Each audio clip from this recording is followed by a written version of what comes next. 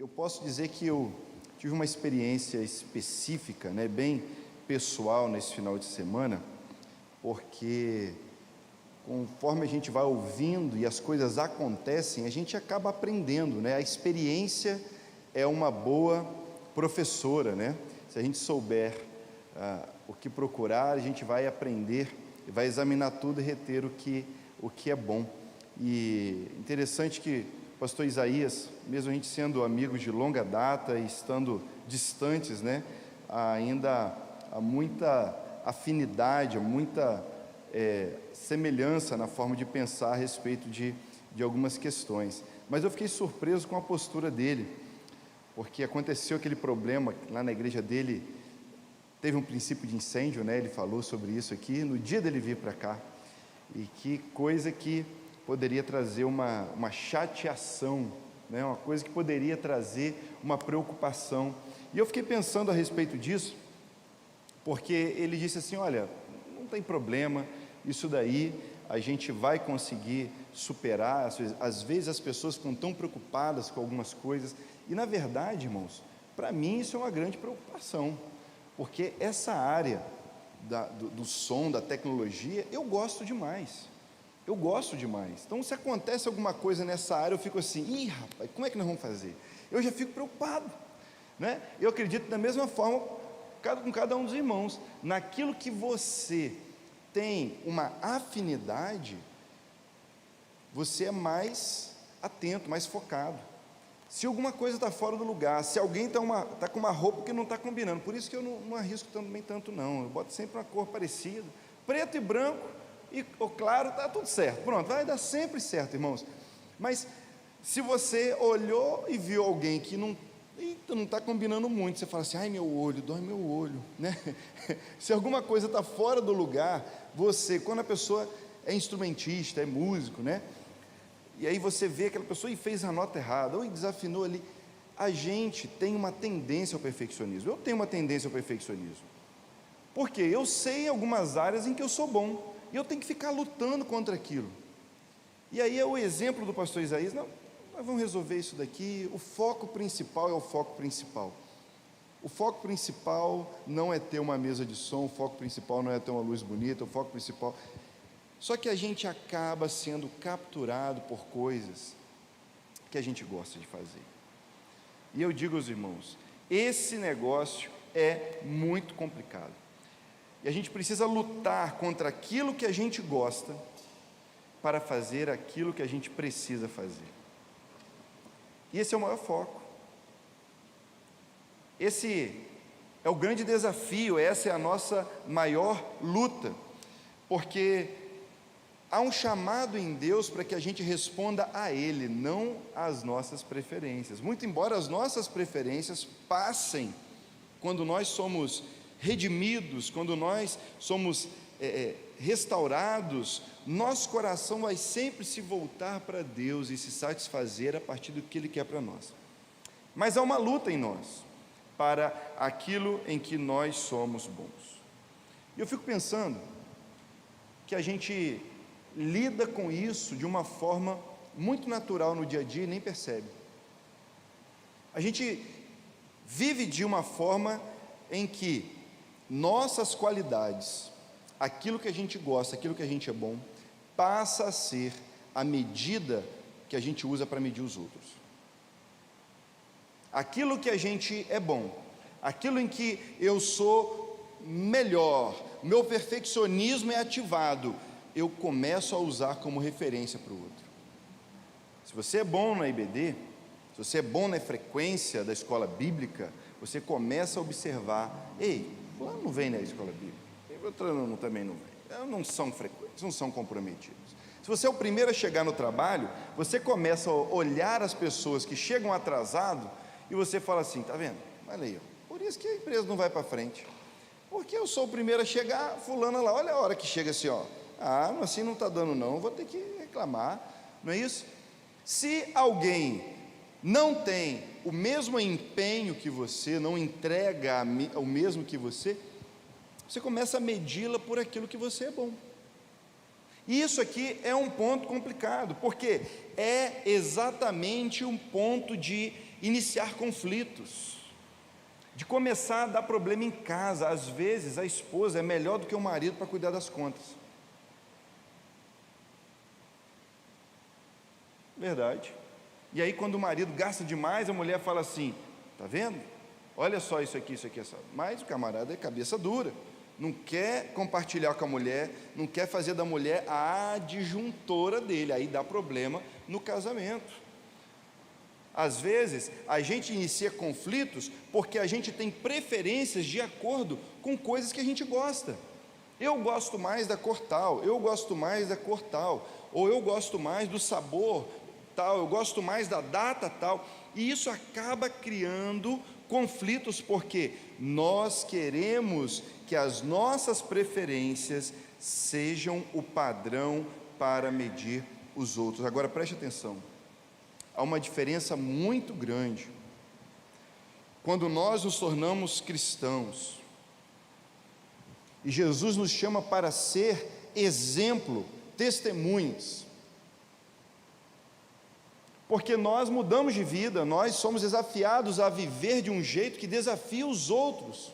Mas, queridos, a igreja, os salvos, são exemplo, eles se tornam bons.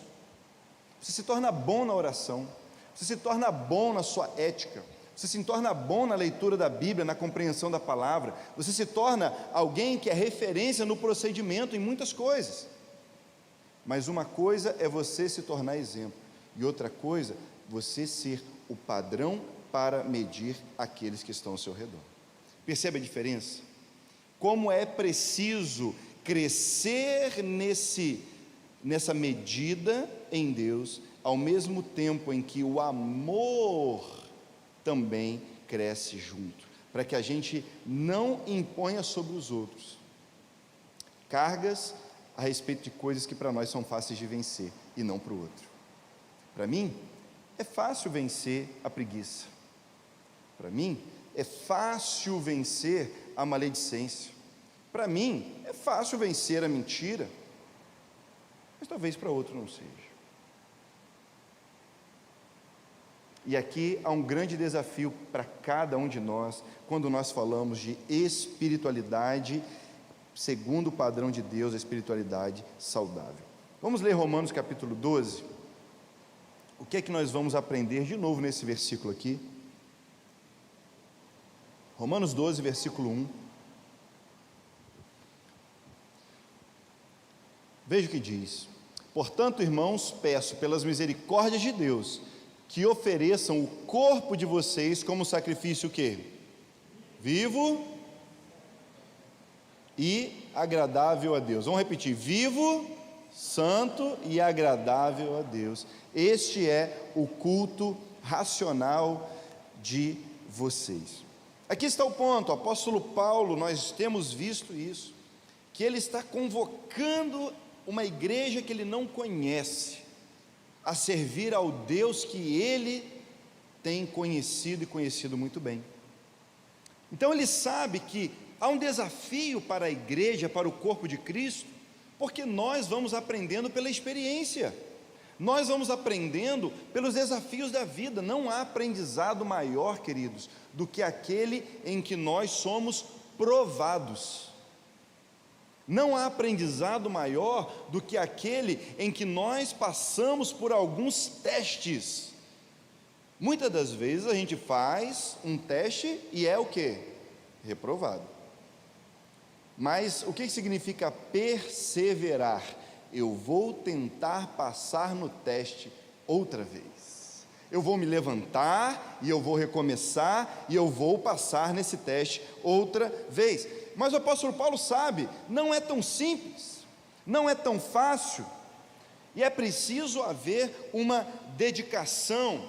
Só que quanto mais a gente tenta, quanto mais a gente consegue, quanto mais a gente cresce, pode crescer em nosso coração a tentação de começar a olhar para os outros de cima para baixo. E aí que começa a complicação. Qual é o modelo, qual é o padrão como que nós devemos desenvolver a nossa vida com Deus? De que maneira eu preciso viver para que eu, de fato, me aproxime de Deus, sem me afastar das pessoas, ou sem afastar as pessoas de mim? Olha um grande desafio. Na nossa mente, parece que ao fazer parte do corpo de Cristo, a gente tem que se isolar do mundo. Parece que ao fazer parte do corpo de Cristo, a gente não pode mais interagir com certas pessoas, não pode mais acessar certos lugares. Olha, e de fato, tem pessoas que a gente não tem mais nada em comum com ela. Há lugares que realmente não tem nada mais a ver conosco, mas nós não acessamos esses lugares, não é porque vai afetar a minha santidade. Nós não vamos a esses lugares porque eles não têm nenhum propósito para nós. E esse aí é o ponto. Mas a santidade, o modelo de vida, o padrão que nós somos chamados a viver com Deus, ele é muito mais do que algo a ser protegido, ele é algo para ser transbordado. A vida com Deus não é algo que simplesmente a gente vai colocar numa caixinha e nós vamos nos retirar, nós vamos nos isolar para que a gente consiga passar por tudo e chegar no céu. Não. Tanto é que o apóstolo Paulo diz que esse sacrifício é um sacrifício morto, é isso? É morto. Não, é um sacrifício vivo, tem vida, tem dinâmica, se move. E como todo organismo vivo, tem as suas fases. Como todo organismo vivo, tem seus ciclos, seus desafios, seus problemas. A vida com Deus, queridos, é sim dinâmica. Tem hora de ir, tem hora de voltar. Tem hora de ficar de pé, tem hora de ficar de joelho. Tem hora de sorrir, tem hora de chorar. Tudo isso faz parte da vida. Tudo isso faz parte desse relacionamento com Deus. A espiritualidade não é apenas essa intensidade emocional, não é simplesmente a intensidade do fervor. A espiritualidade não é a intensidade daquilo que a gente faz para Deus na obra de Deus, porque também tem o descanso, porque também tem o tempo em que nós precisamos ficar caladinho, falar nada para ouvir Deus. A gente também precisa encher o tanque. Irmãos, uma das coisas mais poderosas que nós deixamos de fazer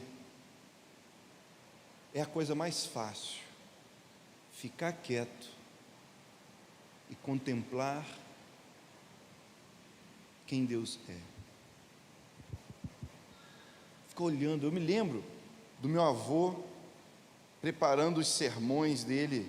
Geralmente ele fazia isso nas quintas e sextas-feiras, porque sábado de manhã ele já pegava o ônibus para ir para a roça, dependendo de onde ele ia, mas ele se assentava lá na varanda de casa, lá em Itaperuna, e na frente da nossa casa, assim, tinha uma garagem de uma empresa de ônibus, que era muito grande, era quase o tamanho da rua todinha, assim, muito grande mesmo.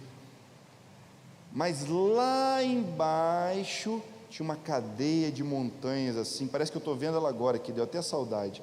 Uma cadeia de montanhas assim, bonita, aquele céu azul. E meu avô sentava lá, ele pegava um pedacinho assim da Bíblia, mexia assim com a boca assim, ó, e ficava olhando no horizonte.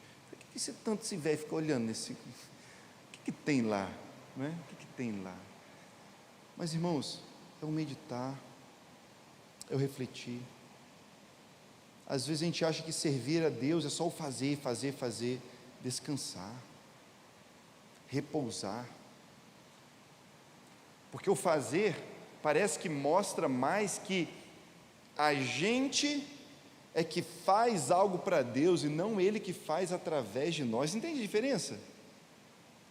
A gente é seduzido por essa mentalidade, mas é um sacrifício vivo porque tem a ver com a dinâmica da vida. Querido, aprenda a lidar com a sua efusividade, com o seu fervor espiritual, mas aprenda a lidar também com os dias que você acorda mal e você se sente o Judas. A gente terminou ontem o Evangelho de João e um dia antes a gente leu sobre Judas que se espatifou no meio, né? A gente leu sobre Judas que se partiu e todo mundo fica admirado com a história de Judas. Tem dia que a gente acorda e se sente um Judas. Senhor, como eu te traí. Olha, querido, você precisa aprender a lidar com o que você sente. Você precisa aprender a lidar com os fracassos, as frustrações da vida. Isso tem a ver com a espiritualidade. Isso é um sacrifício vivo, porque você se entrega para Deus no seu melhor dia, mas você também não se nega no seu pior dia. Isso é sacrifício vivo. Mas é também um sacrifício santo. E um sacrifício santo é aquele que reflete quem Deus é. Deixa eu resumir a ideia do sacrifício santo. Deus não nos chamou para ser perfeitos, Deus nos chamou para ser santo. Ser santo, olha, santidade é muito diferente de perfeccionismo. Santidade é muito diferente do que você estabelecer um padrão. Santidade, olha só, vamos voltar. Uma ideia de perfeição. Você não vai tolerar seus próprios erros, nem os erros dos outros. Com a ideia de perfeição, você vai ficar chateado, magoado. O erro do outro, que não tem nada a ver com você, vai te ofender. Como que pode na igreja? Como é que a gente pode permitir isso? Como é que a gente pode permitir aquilo? Olha como isso gera comparação, olha como isso gera intriga, conflitos. É o perfeccionismo. Mas o que é um sacrifício santo? O santo é aquele que sabe como se santificar. O perfeito não tolera o erro. O santo também não. Só que o santo sabe recomeçar. O santo sabe pedir perdão. O santo sabe voltar onde errou e dizer assim: isso que eu vivi, isso que eu fiz, isso que eu falei, isso que eu causei a você, não tem lugar na vida que Deus me chamou para viver. Santidade é você reencontrar o seu lugar em Deus e prosseguir nessa jornada, O sacrifício santo é o sacrifício de retornar ao primeiro amor e sempre partir dali. A gente fica neurótico na vida com Deus porque a gente chega no sacrifício perfeito. Não, perfeito só Jesus. Mas é por causa do sacrifício perfeito que nós nos tornamos santos. É por causa do que Jesus fez que eu posso confiar na dinâmica da minha vida, que Deus vai fazer dar certo, mas eu também posso confiar que no meu pior momento eu posso voltar a ser santo. Pessoas se afastam da igreja exatamente isso. As pessoas não se afastam da igreja no seu melhor momento, não é verdade? É no pior momento. É no pior momento que ela fala assim: eu não atingi o padrão. Que vergonha, não aguento nem olhar para a irmã Nalvinha, não aguento nem olhar para a irmã Juliana, para a irmã Cícera. Então, Deus o livre. Que a gente olha para as pessoas e imagina um padrão. Ei, o padrão é Jesus. E quando a gente olha para Jesus, a gente vê: meu Deus, olha o que eu fiz a esse homem santo, olha o preço que ele pagou por mim. Eu vou recomeçar por causa dele. O sangue dele me purifica de todo o pecado. E é no pior momento que a gente descobre como recomeçar. E essa é a verdadeira espiritualidade. E a terceira coisa é o sacrifício agradável a Deus.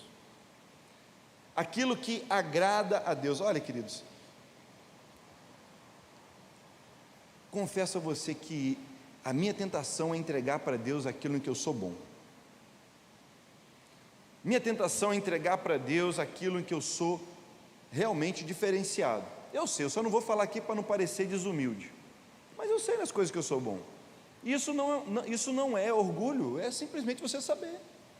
Você saber o que você é bom. Eu sou bom em fazer tal coisa, eu sou bom em fazer tal coisa, eu sou bom em fazer tal coisa, e eu sei as coisas em que eu sou bom. Mas aqui existe um ponto: a nossa entrega para Deus não é naquilo que eu sou bom, é naquilo que é agradável a Ele, aquilo que agrada ao Senhor,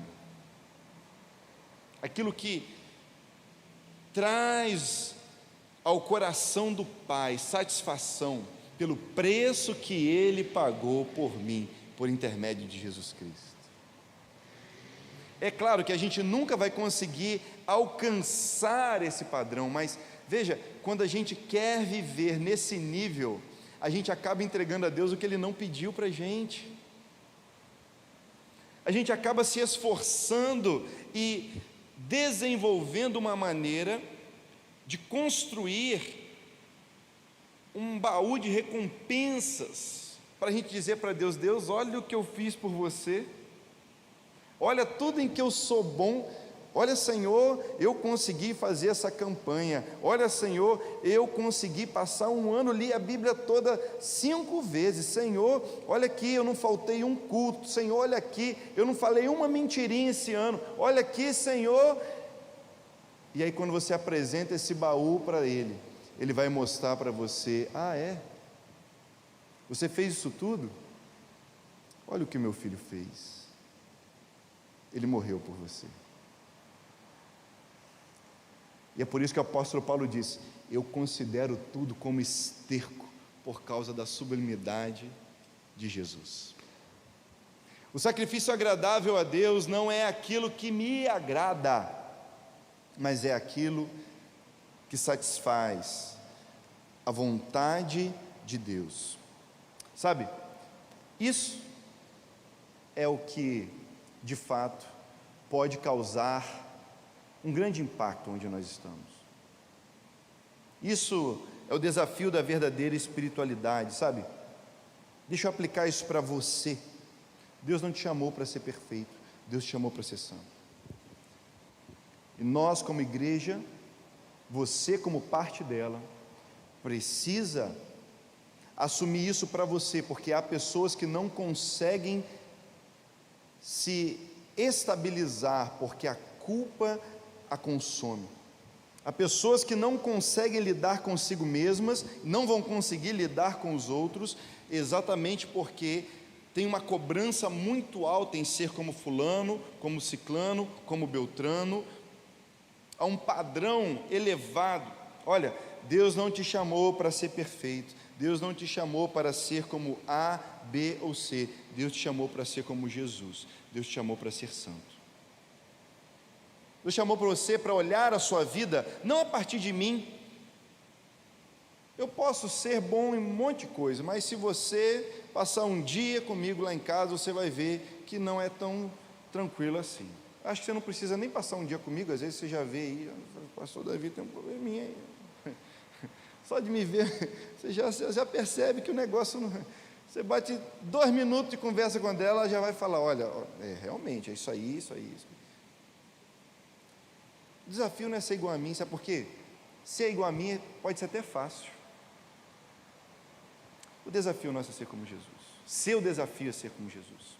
O que o mundo precisa não é de pessoas boas, o que o mundo precisa é de pessoas semelhantes a Jesus. Isso muda tudo, não é? Isso muda tudo quando nós discipulamos, isso muda tudo quando nós conversamos, isso muda tudo quando nós vamos nos divertir, quando nós vamos num cinema. Irmãos, pense em uma experiência que eu tive maluca, quando eu e André um dia faltamos um culto de domingo à noite, lá na nossa cidade, para ir no shopping. Eu fiquei assustado, que tanto de gente que não está na igreja e está no shopping passeando. Eu falei: rapaz, eu vou abrir uma igreja mesmo aqui. Quanto que custa um aluguel de uma loja dessa, uma sala de cinema dessa? Porque esse tanto de gente aqui, meu irmão, vai ser a maior igreja da minha cidade. A gente se engana, porque a gente acha que ser santo é ficar recluso aqui, sabe, num espaço confinado. O nosso maior impacto da santidade, o impacto da vida com Deus, está em a gente viver diante dEle, viver para Ele, aonde quer que a gente esteja. Aonde quer que nós formos, nós vamos viver para Ele uma entrega total, autêntica, e é assim que a gente faz diferença. Não como pessoas boas, porque há muitas pessoas boas no mundo, mas como pessoas que se parecem com Jesus, santos. É isso que faz diferença. É isso que essa cidade precisa. É isso que a nossa família precisa. É isso que a minha esposa precisa. É isso que eu preciso dela. Você não precisa de um pastor que sabe falar inglês, hebraico. Você não precisa de um pastor que seja versado em um monte de coisas, que tenha muito diploma. Você não precisa de um líder de PG que conheça teologia sistemática do Wayne Grudem. Você não sabe nem o que é isso. Você não precisa de um líder de ministério que seja formado em administração, gestão de pessoas. Você precisa caminhar com alguém semelhante a Jesus.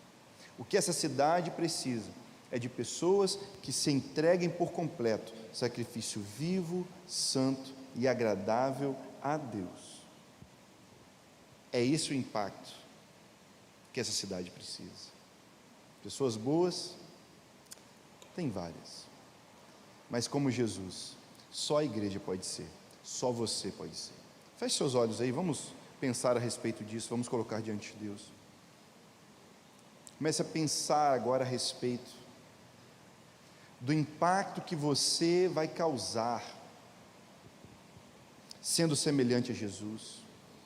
Imagine você dando um troco, sendo semelhante a Jesus, atendendo alguém ao telefone, sendo semelhante a Jesus. Imagine você, como vai trabalhar, como vai lidar com os seus filhos, sendo semelhante a Jesus. Como você vai lidar com os funcionários, sendo semelhante a Jesus. Como que você vai lidar com os seus irmãos, com o seu PGM, como que você vai se relacionar com as pessoas, com seus amigos, que tipo de música você vai ouvir, que tipo de filme você vai assistir, sendo semelhante a Jesus. Qual é a entrega que esse mundo precisa ver a igreja realizando para ser impactado?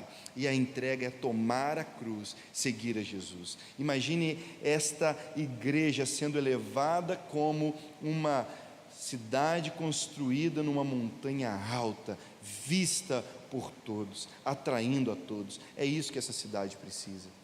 Vamos orar a respeito. Pai, hoje nós oramos a respeito disso, porque não queremos nos enganar com uma espiritualidade que é a nossa maneira. Não queremos nos enganar em viver de um jeito que é simplesmente confortável para nós. Senhor, não queremos ser um padrão de medida para as outras pessoas. Nós queremos ser como Jesus, que a partir da sua entrega, que a partir da sua consagração, da sua obediência a Ti, pôde de fato cumprir o seu propósito e impactar, provocar essa transformação na história e em todo o universo. Senhor, faz dessa igreja um reflexo da pessoa de Jesus. Causa a partir de nós, que cremos na morte e ressurreição de Jesus, o impacto nessa cidade, a partir das nossas casas, a partir dos nossos relacionamentos, das pessoas que estão próximas de nós. Senhor, tira de nós toda a vaidade, todo orgulho, mas nos faz fluir em tudo o que tens para nós. É a nossa oração, Senhor, no nome de Jesus. Amém. Amém. Que Deus abençoe a sua vida.